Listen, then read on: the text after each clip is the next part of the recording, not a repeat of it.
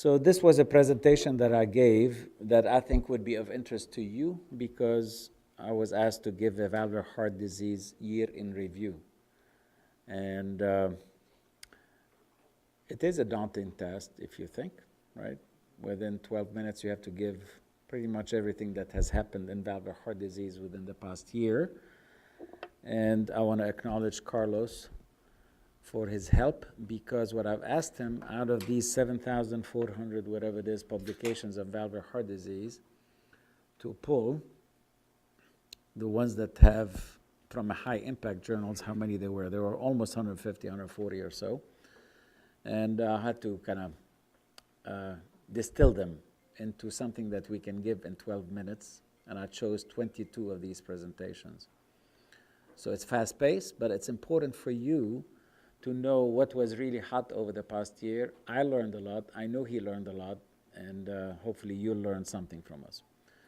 So aortic valve disease featured mostly aortic stenosis, believe it or not, and there were two trials, one that was published already and one was published just the day of the meeting. And both of them have the same message, is that in intermediate risk individuals with aortic stenosis, and this is the Edwards valve, the SAPIEN valve, or the one that was presented by Dr. Mike Reardon, was published online in New England Journal of Medicine with a Medtronic valve. Both of them showed non-inferiority of putting a prosthetic valve percutaneously versus surgical aortic valve replacement. So this is very important, obviously, for patient care. And so I'm pretty sure these would be available, both of them down the line, for patient care.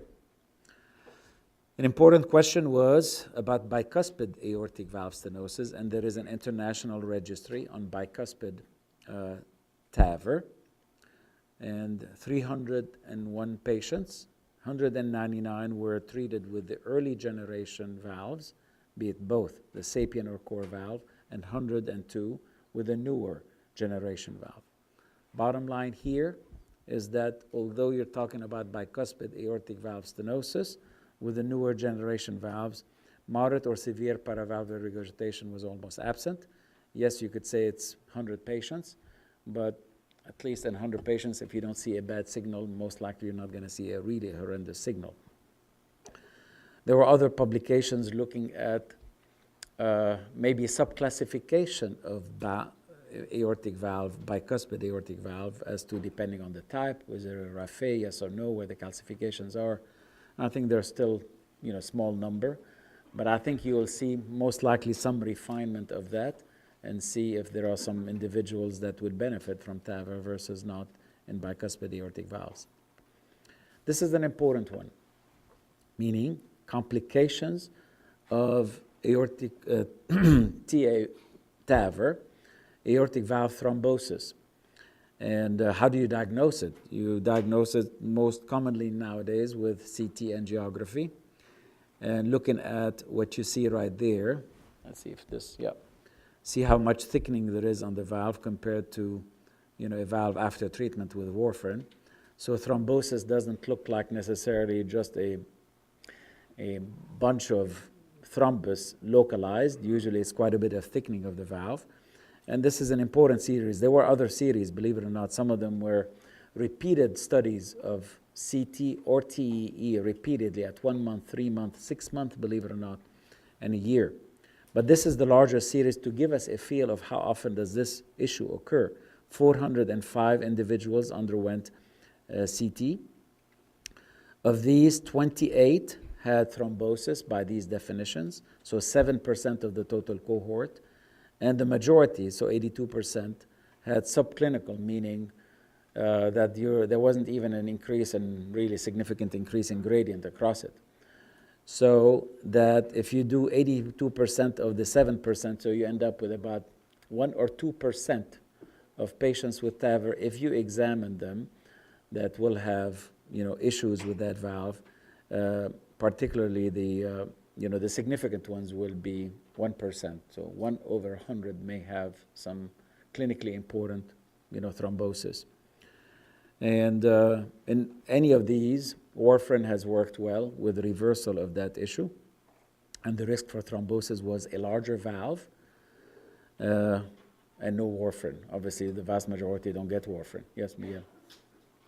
Out of curiosity, is the thought right now is that this is a TAVR issue, or is this an issue with any tissue valve, or now because we're doing more CTs, we're learning more about it? There is a study actually looking at both, and SAVR as well as TAVR to look at, but we know from previous trials that if you look, you will see more. Particularly, these are subclinical. So it may not be the way of implantation. You got it. You got it. And that may tell you something about also, remember in the guidelines, if you look at it, warfarin is one of the indications for bioprosthetic valve for the first 3 months or so. So it'll be interesting to see whether that is revival. Here in this institution, we don't. And we haven't done that. Mitral regurgitation and TAVR, an important topic. What happens to mitral regurgitation if you have significant MR and do TAVR procedure? You're taking the pressure overload away, right? What happens to them? A large series, 1,000 plus individuals, 177 had significant mitral regurgitation, right? And then what happens to it? After TAVR, degree of MR improved in 60% only. So it's not all of them. Independent predictors, which are important for you to take a look at, mitral annular diameter greater than 35. So if the mitral annulus is quite big, and therefore you start thinking about the mechanism of regurgitation, meaning that it's not only primary, it could be functional at the same time. Calcification of the mitral apparatus by CT, and odds ratio of about 11, believe it or not, 9 and 11. So the big mitral annulus, calcifications, most likely you're not going to improve the mitral regurgitation afterwards. Now, are you going to do something different about it? Most of the time, no. And then you could subclassify and see if you need another percutaneous procedure like a clip conceivably or something else. And prognosis-wise, if you're left with mitral regurgitation, your prognosis is worse. How has TAVR changed clinical outcome or clinical utilization of the procedure? These are from the German registry, published in New England Journal of Medicine. Just take a look at it. It's very interesting. And they use it much more liberally than we do. 32,000 from 2007 to 2000, so 6-year period, 32,000 TAVRs, and 55,000 surgical AVRs in that time frame. TAVR procedures increased, as you would think, from 144, obviously, at the beginning, to 9,144. SAVR procedures slightly decreased, over time, yes, because of more TAVR procedures, from 8,000 to 7,000. It tells you something, right? It tells you there is a net gain. And the net gain are individuals that you never touched before. So a net gain of interventions on valves. TAVR patients were older. They had higher preoperative risk. In-hospital mortality decreased in both groups, okay, which is very nice also, that not only the mortality of SAVR decreased from 3.8 to 2.2%, and also from TAVR, and that's a learning curve there, and also selection of patients. Incidence of stroke, bleeding, and pacemaker implantation also declined, which is great for patients, basically. So you use more, and the outcome's better. Great news. Same cohort from Germany, telling you, bottom line here, just take a look at the right side, is that in patients who had previous coronary artery bypass surgery, you rarely do SAVR, meaning they've already been there through the chest one time, and you could see in green the increased prevalence and incidence of TAVR compared to SAVR procedures. So these are individuals who had CAB before. Okay? Mitral valve regurgitation. An important publication, I was the reviewer for this publication, to highlight in women versus men in primary MR. What are the things that you have to be careful about, or at least thoughtful about? And this is from the Mayo Clinic Registry. So because women have usually a smaller body surface area or BMI, whatever it is, measurement-wise, than men, more often, although the ventricle is enlarged, you call it normal. because you're not indexing to body surface area or any other measure. So a smaller LV was more often labeled as normal size in 23% of women, almost 1 in 4, all right? So keep that in mind. They had higher pulmonary pressures, et cetera, et cetera. Basically, they also had much more symptoms of heart failure that many of them lingered afterwards. And in this cohort here that you will see in the Kaplan-Meier curves, the incidence of heart failure symptomatology even after repair persisted in women. So importance of normalization of chamber to body surface area. And they suggested a normalization of regurgitant parameters also, meaning regurgitant volume and regurgitant fraction could be normalized. This is not accepted, but it's interesting that it differentiated patients better, regarding severity. Now, this you probably know, the 2-year outcome as opposed to, there was 1-year outcome published in Journal of Medicine. This is a 2-year outcome published regarding what you do about moderate mitral regurgitation. This is in the standard definition of moderate ischemic mitral regurgitation, meaning effective regurgitant orifice area between 0.2 and 0.4, telling us that even with the more restrictive definition of moderate, the usual standard one, there's no benefit for mitral valve repair in individuals who are undergoing bypass surgery. Not on outcome, not on much on remodeling either. Three important publications regarding prognostic indicators. So this is before surgery, no surgery yet, but prognostic indicators. 2 of them are from Mayo Clinic, the first one on the left, one on the right. And this one is from this is Cleveland Clinic, left, right, and the one in Mayo Clinic. Telling us, one, that global longitudinal strain, okay, see, this is like minus 17, minus 19, this is minus 21. Inflection is close to minus 21 or so, where you have starting to have worse prognosis. It almost mirrors what ejection fraction is, right? Ejection fraction, somebody with mitral regurgitation should be hyperdynamic before you go in for surgery, right? And GLS is also load dependent. So you would expect that GLS normal is like up to minus 18 or so, that you'd like to have a little higher GLS before going into surgery, and this is the same thing for exercise. On the right side, the importance of pulmonary hypertension. This is greater than 50 millimeters of mercury systolic pressure by Doppler, and this is between 35 and 50. So even the ones intermediate didn't have as much good prognosis. In the guidelines, certainly not class 1, they're class 2B usually, right, where you have other modulators of when to intervene on individuals. The other one modulator is pulmonary pressure, the other one is atrial fibrillation, and the third modulator somewhere here is BNP, and I know it's in the European criteria. And higher BNP compared to normal will put you at a much worse prognosis. This is BNP between 1-time normal and 4-time normal. This is greater than 4-time normal, the one in red. Certainly much worse prognosis. This is the early experience with the tendyne total mitral valve, 30. This was published in JACC, and recently, just within the past month or two. Tells us about feasibility, tells us about that there's no acute death, strokes, or myocardial infarction. And yes, mitral regurgitation has improved significantly. That's what happens. And there is some remodeling at 30 days of end-diastolic volume and end-systolic volume. So early experience, still good. Other innovations, you may or may not know about this one, but this is Direct Flow Medical. This is another company that has a TAVR valve without metal. So no metal with 2 annuli that you could see right there, and this is the early experience in 100 patients, telling us in yellow that there is moderate MR is very, small number, and at 6 months and 12 months, pretty much no aortic regurgitation. The others are pretty much no AR or just mild AR. Some treatments, some at times aggressive ones and innovative ones. This is for primary MR. Transapical beating heart, mitral valve repair with an expanded chordal implantation device.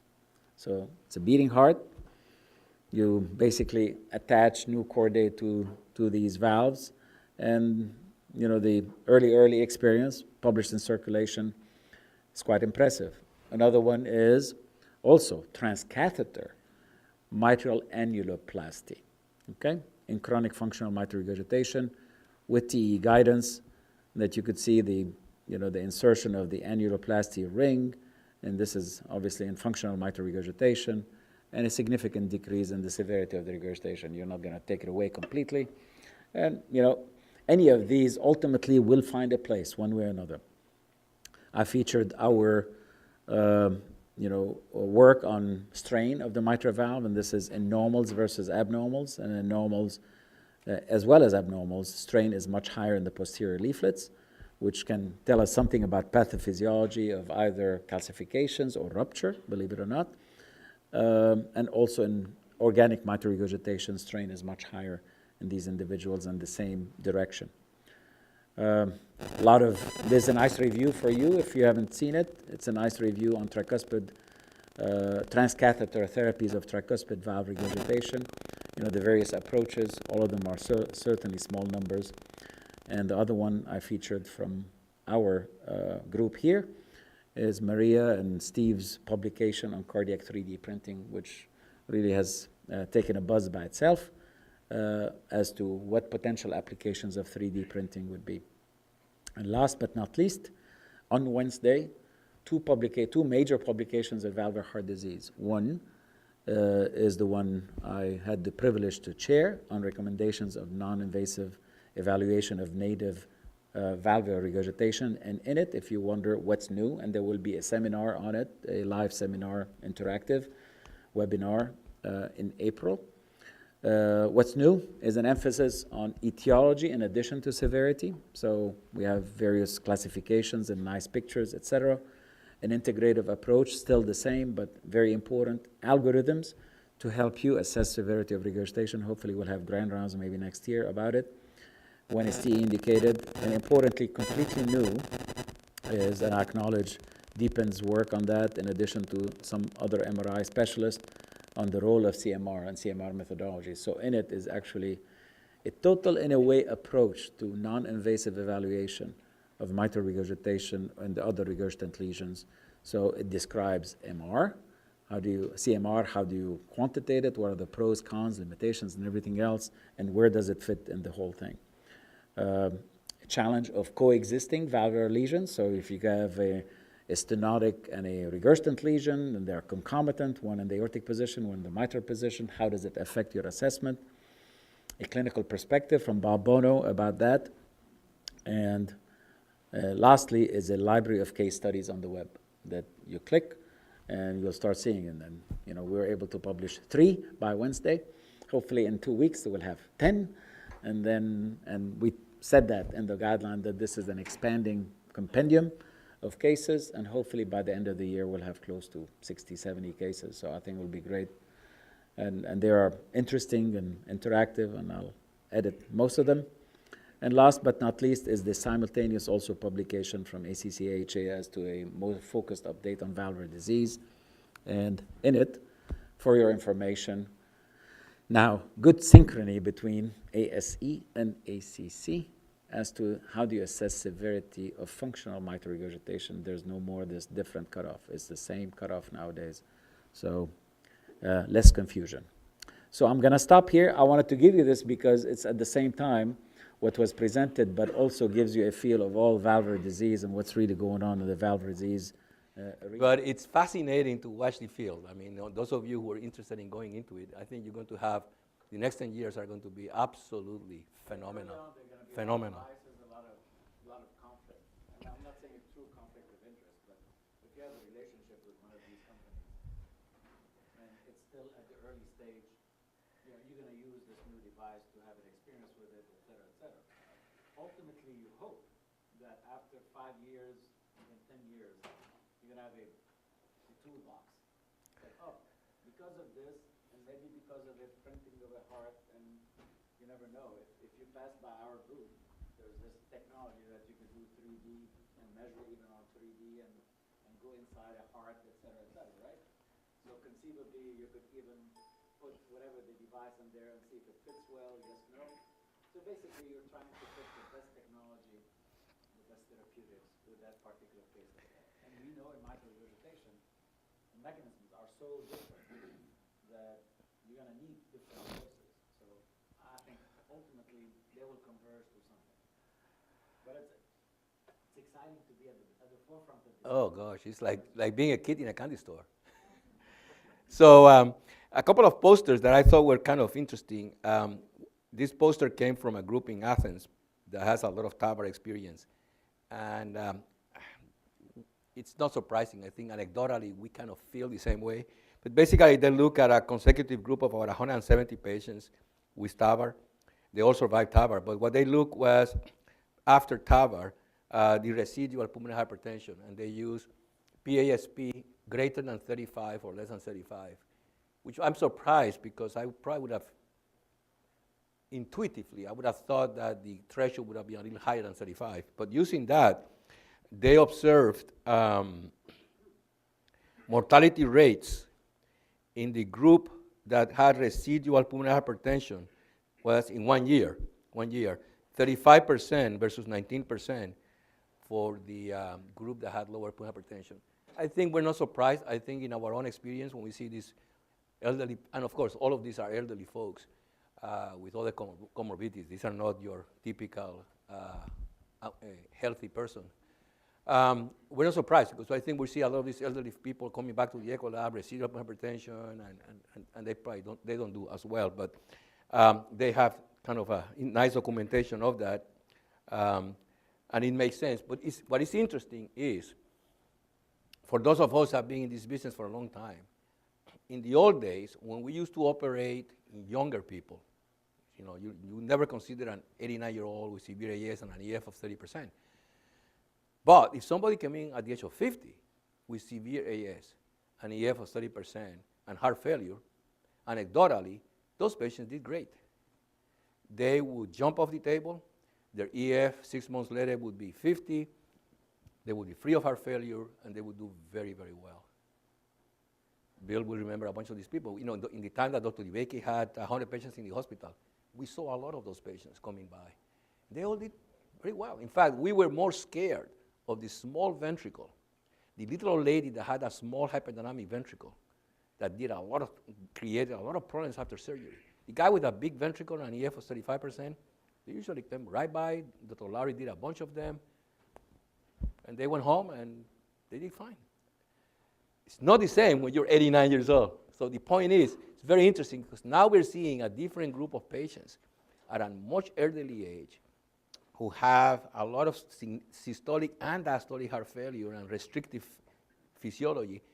You put the valve, you diminish afterload to a level we never did with the other valve, and they still have residual heart failure with pulmonary hypertension. So it's very interesting what we're learning, seeing this elderly group of people not responding like a lot of the younger people did. It's fascinating, and obviously we don't know. But I think it's going to help. Eventually, we're going to have to. In fact, the conclusion of the abstract is that this data should help in beginning to tune a little better the selection prior to of who should get a TAVR. But that's still open. But this was, I think, a fairly decent abstract. Another abstract that was not surprising was a group reported that the E over E prime in patients with Florian Fib is problematic and wasn't that accurate. I think, again, anecdotally, we've always known that. When I talk about diastology and atrial Fib, I always say, forget about E over E prime. Somebody has the right milieu of history and findings, and they're in atrial Fib, and they have high PA pressure, they have high filling pressures, because E over E prime is problematic. Okay, any of you, who of you knows, have known about the DAPT score? Raise your hands. Yeah, I had no idea, okay, what the DAPT score was. So as a clinician taking care of these patients, always this issue comes in, when do you stop dual antiplatelet therapy? And a lot of trials suggest now that it's okay to stop, at 1 year. In fact, there's now people saying, well, gee, maybe 3 months is enough, So there is a tendency towards doing shorter DAPs. So there was one of the controversies that I went to, there was a nice discussion on this. And the point that we're making is that, of course, the guideline, it was actually, the title of the session was Controversies with the Guidelines. And, the point that we're making is that guidelines are guidelines. They're made for an average patient that you enroll in a trial, but there's a lot of individual things. And what the speakers were, a couple of speakers were showing was that different patients have a different balance between risk for recurrence of ACS problems versus risk of bleeding.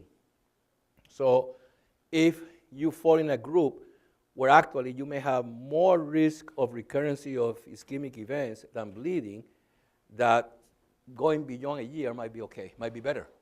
But if you're the opposite, maybe you should cut it short. So with that concept, using data from trials, this group that it was shared by Laura Mowry, put together this DAP score, and the DAP score apparently was endorsed by the ACC, so there's an app. And in fact, I actually, at the session, I went and grabbed it. So it's very quick. You can DAP score, just put it in, you can get it, okay? And the concept is this balancing of ACS risk versus bleeding risk. But that's not the only one. Now the DAP score is for a patient who you did a PCI, comes back a year later, is smiling, happy, no problems. That's when you apply the score. Because if they're having problems, then that's a whole different patient. And it does not include warfarin. If somebody's in warfarin, it's a whole different building.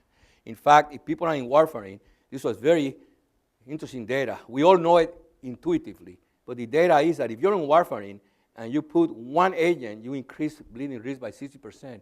If you throw both, 230% increase. So actually, it's a serious matter when we talk about adding DAPT to people in warfarin. The score doesn't include that. Those people are unique, very difficult patients. The PARIS is a new score that is performed at the time of PCI, and it's more for bleeding risk. And precision DAPT is also performed at the time you do the PCI. Anyway, the DAPT score, here it is, okay? So it looks at your age, diabetes, yes or no, smoking, yes or no, in the last 2 years, prior MIs or PCIs, heart failure history or EF less than 30, hypertension, renal problems, and peripheral arterial disease. So I picked up, actually it's a patient of mine, 62 years old. He had a PCI, he's hypertensive, and he comes in at 1, which means it favors continuing after 1 year because his bleeding risks are very small. But interestingly, if you simply add just diabetes, he switches to the other side. So again, this is a statistical game. This is basically using data pooled from a lot of these trials, trying to develop these things. I don't know how good or bad it is. I'm going to play with it, with a few patients and see what, but it's interesting and it's there, it's available if you want it. Vital.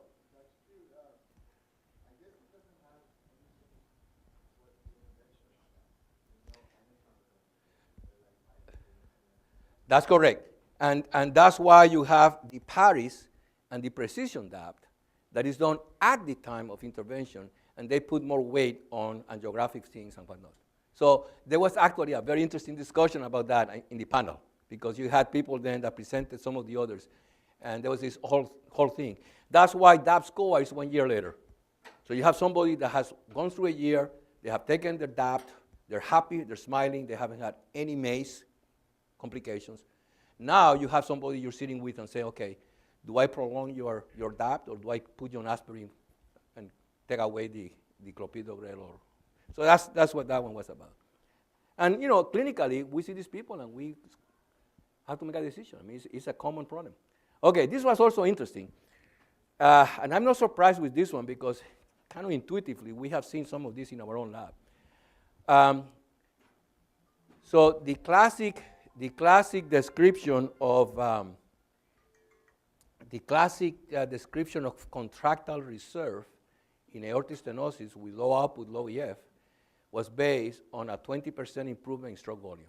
And there's a classic publication from the French guys who basically showed that those group of patients do better and all that business.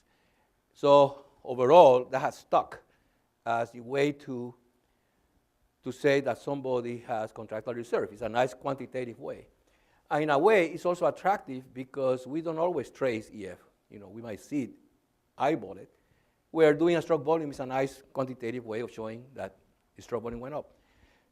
So what this group did is first they had sort of anecdotically, they have observed patients that because of the tachycardia that develops, the stroke volume doesn't necessarily always increase by 20%, but they visually were seeing the heart get smaller and have a better EF. So they got kind of interested in that. So they decided to look at two indices, one just simply EF, measure EF and see how much EF improved, and also look at what they call stroke volume, they use a term for it, which is transvalvular flow rate, which is basically stroke volume divided by ejection time.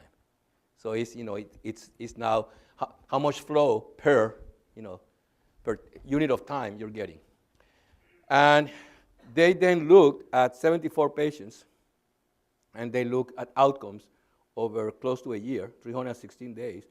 And the bottom line was that the defining reserve by pure stroke volume did not separate well the people with good and bad outcomes, whereas EF did. So their conclusion was that, this is the wrong study, I'm sorry. That's the one. Yeah, so that during low dose of butamine stress echo, assessment of EF change instead of stroke volume reserve determines contractile reserve better. I think it's good for us to keep an eye on that and see what happens. But I think anecdotally, we all have seen some of these times that you trace the TVIs and you don't really get much of a change, and yet the heart looks like it got better.